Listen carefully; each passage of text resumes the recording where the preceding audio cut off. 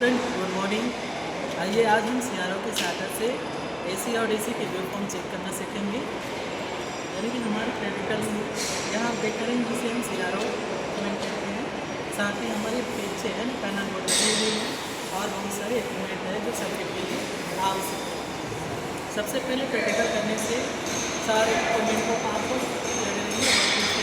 हमारे बेसिक पूरे clean and NEET होने चाहिए। इवन हमारे सेफ्टी शूज लगे होने चाहिए। हाथों में किसी प्रकार का आप एक्स्ट्रा रिबन्स नहीं लगाएंगे और आपका प्रॉपर ड्रेस है क्लीन एंड नीट होनी चाहिए, ज़्यादा लूज ना टाइट होना चाहिए। चलिए आज की हमारी सी आर ओ उत्तर में हम एसी और डीसी करंट हम कहते हैं, बट वो दिखता कैसा है नहीं जानते। इसे जानने के लिए हम CRO का यूज़ करते हैं कि एक्चुअल में एसी जो फॉर्म है वो दिखता कैसे है और डीसी फॉर्म है वो कैसे है। चलिए आवश्यक उपकरण में देखेंगे पावर सप्लाई सोर्स चाहिए और हम यहाँ पर इस्तेमाल किए हैं और 012 की एक single phase step down transformer. साथ ही 2 डायोड इस्तेमाल करेंगे, लोड के लिए रेजिस्टेंस इस्तेमाल करेंगे और सर्किट को फिल्टर के लिए हम कैपेसिटर यूज़ करते हैं। साथ ही CRO की कनेक्शन को कनेक्शन के बेसिस से इस्तेमाल करेंगे। आइए सबसे पहले हम चेक करेंगे CRO में AC वेव फॉर्म है वो दिखता कैसे है। ऑलरेडी हमारी सर्किट बनी हुई है। अब यहाँ पर हम हमारी CRO में सबसे पहले सेटिंग करेंगे। यहाँ पर सेटिंग का ऑप्शन दिया गया है AC 0 और DC। तो AC चेक करने के लिए हम AC सिलेक्ट करेंगे। देन यहाँ जो प्रोब्स है यहाँ देखेंगे 2 डायोड है। ये इनपुट है डायोड की जो आपका 12012 की इनपुट सप्लाई है। तो हम क्रोकोडाइल टर्मिनल का कनेक्शन करेंगे डायोड के फर्स्ट सिरे पर और ये वाली जो पॉइंट है वो न्यूट्रल है जो ट्रांसफार्मर की ब्लैक लीड से जुड़ी हुई है। तो इस तरह से हम इनपुट AC को CRO में चेक करने के लिए कनेक्शन कंप्लीट कर चुके हैं।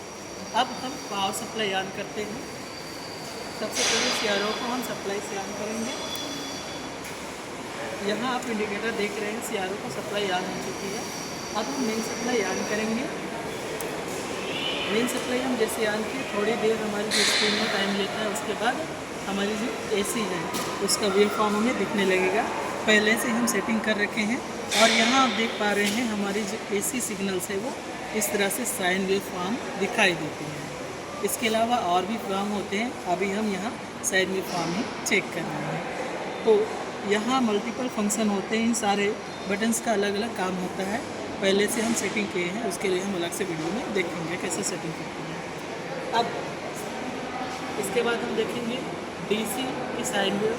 DC में एक्चुअल में एक सीधी लाइन होती है, वो दिखती कैसी है। तो हम यहाँ सर्किट में इस्तेमाल करेंगे 2 diode means full wave rectifier. इसकी जो वेव लेंथ है वो कैसे होगी वो हम चेक करेंगे। चेक करने के लिए हमारी सर्किट है उसका हम डिस्कनेक्ट करेंगे, नया कनेक्शन करना होगा। तो सबसे पहले हम पावर सप्लाई को बंद करते हैं, CRO को जनरल सप्लाई को भी बंद करते हैं। अब हम डायोड में जो इनपुट में कनेक्शन किए थे उसकी डायोड के आउटपुट सिरे में कनेक्शन करेंगे और न्यूट्रल एज सेम रहेगा। अब हम देख सकते हैं आसानी से DC फुल वेव का कनेक्शन कैसा होता है। यहाँ कैपेसिटर लगा हुआ है, कैपेसिटर को पहले हम डिस्कनेक्ट कर देते हैं ताकि आपके DC में आपको वेवलेंथ देख सकते हैं। चलिए अब हम इसके कनेक्शन को देखते हैं। हाँ, यहाँ आप सेटिंग AC पर है तो इसको आप DC पे क्या करेंगे चेंज करेंगे। DC पे सेटिंग कर लिए। अब पावर सप्लाई ऑन करते हैं। सेल हम CRO की सप्लाई ऑन करेंगे। यहाँ इंडिकेटर जलेगा, CRO को सप्लाई मिल रही है। अब पावर सप्लाई को हम ऑन करते हैं। पावर सप्लाई को ऑन करते हैं, देन इसके बाद थोड़ी देर बाद आपको स्क्रीन शो होगा। इस तरह से आपका वेवलेंथ देख रहे हैं। ये हमारी AC वेवलेंथ नहीं है, DC फुल वेव रेक्टिफायर का पल्स सेटिंग वेवलेंथ है जो एक टाइम में पॉजिटिव सर्कल में रन करता है। अब यदि हम फिल्टर लगाते हैं तब कैपेसिटर रेट करने से हमारी जो सर्किट है DC वेवलेंथ है वो 0 एक सीधी लाइन पे हो गई है, जो कि हम थ्योरिकल में पढ़ते हैं। तो हम इस प्रैक्टिकल के माध्यम से AC और DC दोनों की सिग्नल्स को एक्चुअल में देख लिए जो किताबों में हम चित्र में देखते हैं। तो इस तरह से आज की हमारी जो प्रैक्टिकल है वो सफल हुआ और हमने AC सिग्नल्स और DC सिग्नल्स के वेवलेंथ को आसानी से CRO की सहायता से चेक किया। Thank you.